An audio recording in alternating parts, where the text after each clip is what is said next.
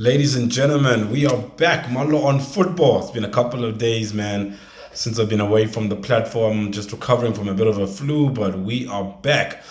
So, yeah, man, it's just a platform where I talk about everything that's going on in the world of football and just giving my views, man, on everything that's going on, both locally as well as internationally. So, here we go.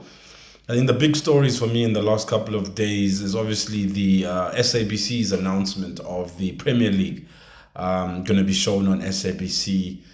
Really interesting call because I read the article, and to be honest, the article is not really so clear with regards to the actual amount of games that they're going to be showing on a weekly basis. I mean, we know last season, I think it was one Premier League game on SABC 3, but this new story or article, press release that came out by the SABC, a lot of people still confused because they're not really clear in terms of, is it the same deal just for another season, or have they added more games?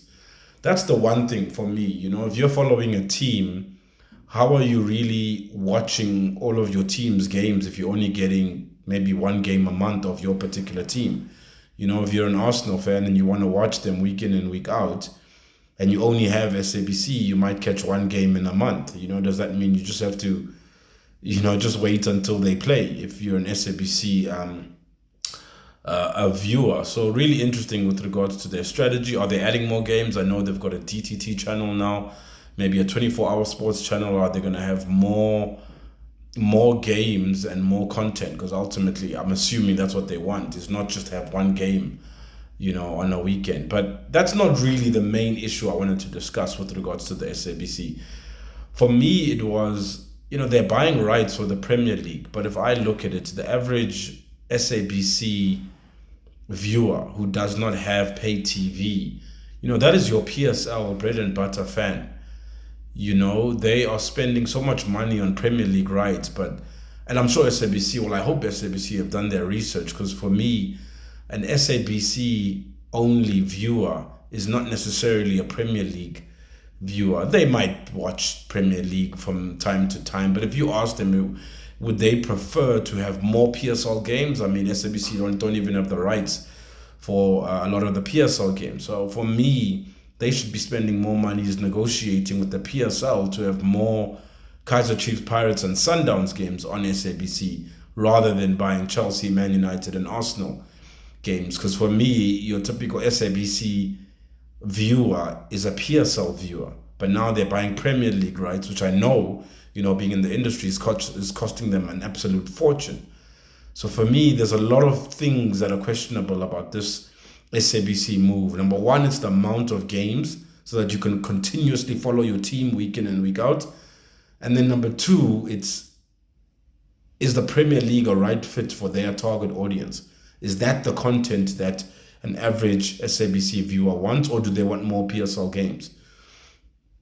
And yeah, if you ask me, man, an average SABC supporter wants more PSL games. They don't want to have to be paying a premium for pay TV. They want to be able to watch Kaizer Chiefs, Pirates, and Sundowns, Swallows FC, whatever the case may be, on free-to-air television. So yeah, man, that's my view with regards to SABC and everything that's going there. Secondly, the big news: Onana signs for Manchester United.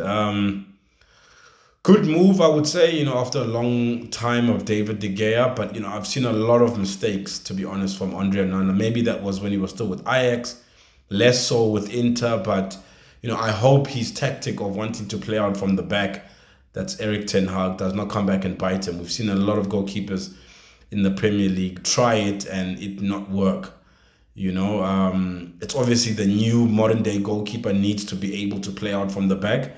And yes, I think Onana has that ability. Maybe he shows that on too many occasions. The Premier League is faster than what he's used to. It's more aggressive. The closing down tactic and approach to the game is very advanced. So yeah, it's not as slow as maybe the Serie A. So that's something that he definitely is going to have to adjust to. So in my opinion, expect a lot of mistakes from Onana if in the beginning he's instructed to play out from the back. I think the first season, expect at least 3-4 massive mistakes from him. And then maybe from the second season, he'll start to acclimatize to the league and kick on from there. But as a goalkeeper, shot stopper, potentially I think they've made a good decision. But I'm not a Man United supporter, but I'm really hoping that when he does make those mistakes, that the racial abuse does not come his way. I would not want to see racial abuse against Onana when and if he makes mistakes, because we know what happens with African players. I mean, we saw Saka, Rashford, when they missed penalties at the Euros. And I mean, this is your same British fans who maybe support Man United and Arsenal abusing those same players who they claim to love and support. So if you love Manchester United and claim that you're a fan, and Onana, your new goalkeeper, does make a mistake, we have to cut out the racism, man, in the game, because I'm just preempting that if he makes mistakes, you know what's going to happen on social media. I'm not putting it out there, but we all know the world of social media and the abuse that African players get, or black players.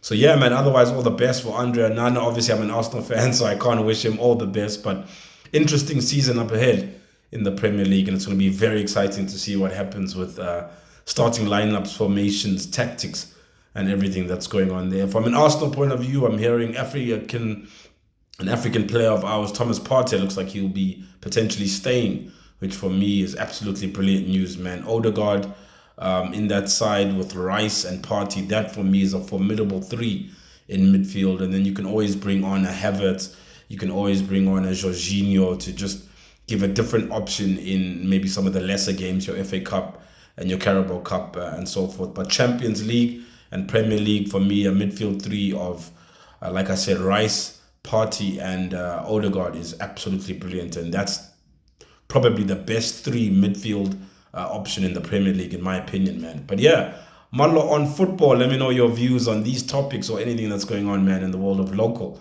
and international football. Malo on football. We out.